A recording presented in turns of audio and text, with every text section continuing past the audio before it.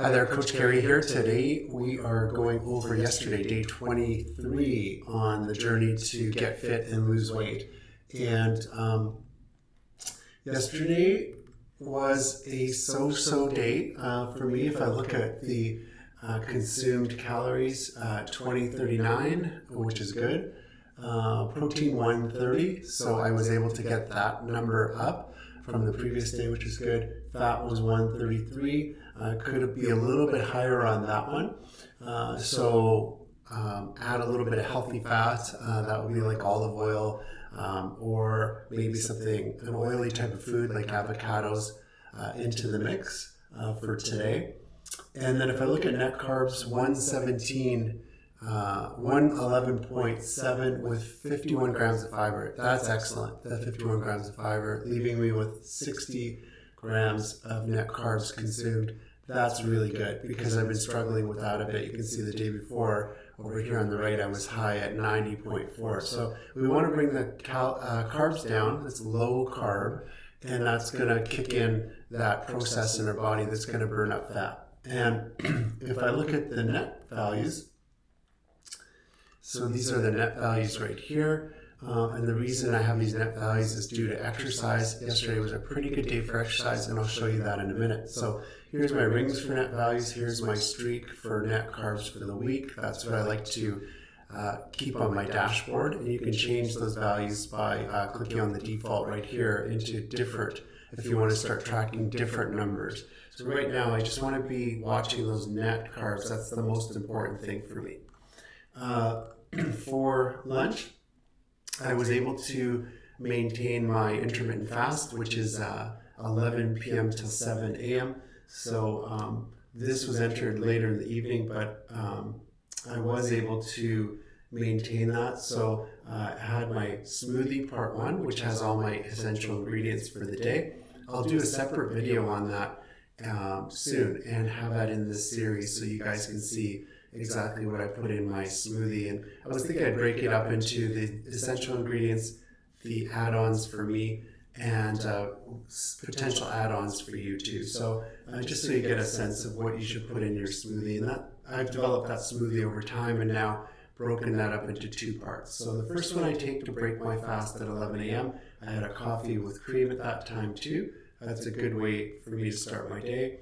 Then I didn't have lunch. I had a few snacks, and I'll tell you about that in a minute. For dinner, I had some light tuna. These are tuna fillets that are in olive oil in a jar, and I really like these. Really high protein, 13.6, 10 fat, 127 calories.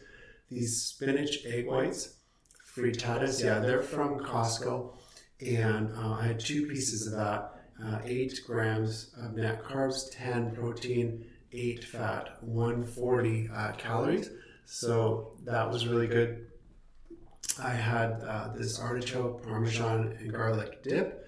You'll see a lot of that because the tub from Costco is huge, but I really like this dip, and it is keto friendly. And I had some Gorgonzola cheese with it, the garlic sausage that comes from Costco as well. I had to enter this myself because it wasn't in the system. So now if you do buy that, you'll have that in the system now. And so all these are keto friendly. So actually a pretty good dinner. Lots of protein in the garlic sausage and the tuna, which is good. So happy with that.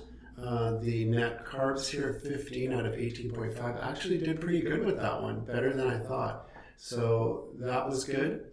For a snack, I had some dark chocolate, and I logged that in. One of these is better than the other. This one is better because it says limit versus avoid. So in the future, I should be buying this Green and Black's organic dark chocolate. Also, I had part 2 smoothie later in the day, which I make at the same time as part 1, but put part 2 in the fridge, and then I just have to blend it up, so it makes it really easy. I had some pistachio nuts.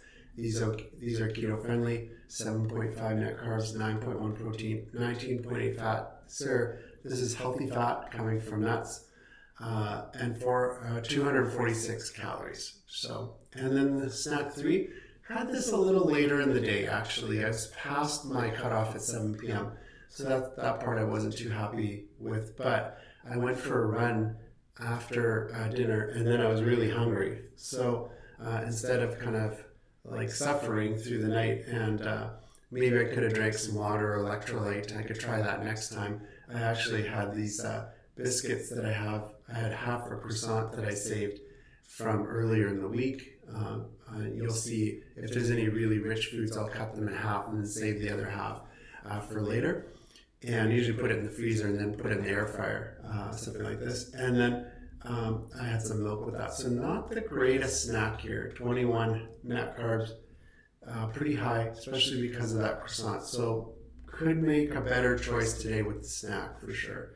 The workout was really good. I ran and so 84 minutes, 15,000 steps yesterday. That gave me a big credit, which is always good because 3,500 calories equals 1 pound. So if you want to lose a pound a week, you have to be down about 3,500 calories. So for me, if I look at my calories for the day, my net calories, I was down about 1,000. So that's great. That's going to help me with that 1 to 2 pounds a week.